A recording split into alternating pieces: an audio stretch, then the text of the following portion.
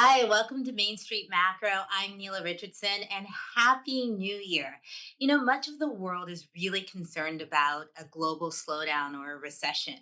And you know me, I'm not one to call recessions, but I am one to call trends. And I think there are five global trends that will have much more of an impact on the future of work this year and for the years to follow than even a recession. Let's go through them. Trend number one. Yes, it's a global slowdown.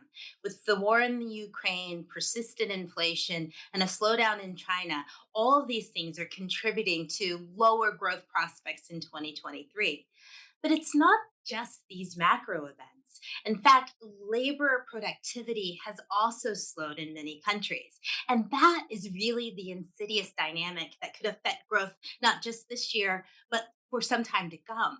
The good news is companies have a way and countries have a way of making their workforce even more productive. Let's see if they actually use policy to help the labor market. The second trend we're watching is persistent inflation. Now, there's good news here. In 2023, much of the inflation that we've seen around the world is expected to moderate. The problem is, we do think that in the future, there won't be this decades long slumber in inflation that we enjoyed before the pandemic.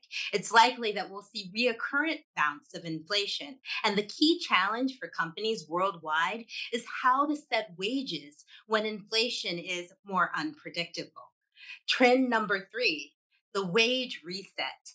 The myth of the worker, even globally in the driver's seat, starts to unravel when we look at real wages. That's wages adjusted for inflation.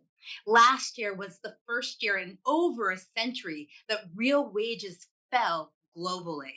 And so the key here is not just that inflation goes down, but wages are robust enough so that workers actually feel the gains from lower price increases. The fourth global trend is the shrinking labor force.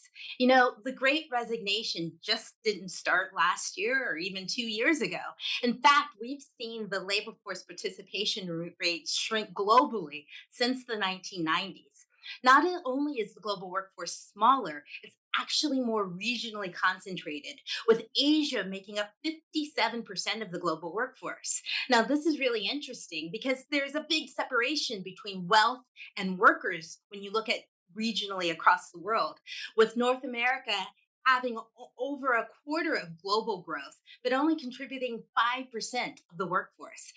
That mismatch between wealth and labor is something that will need to be remedied, maybe through immigration in the coming years. The final trend that we're watching, and this is a really exciting one, it's the digital economy. In 2005, less than 20% of people were using the internet. Now, over half of the world is online. The challenge and the opportunity for companies is how to make the digital outreach to clients and to their workers feel more personal so they can make their customers feel special and their workers feel more engaged.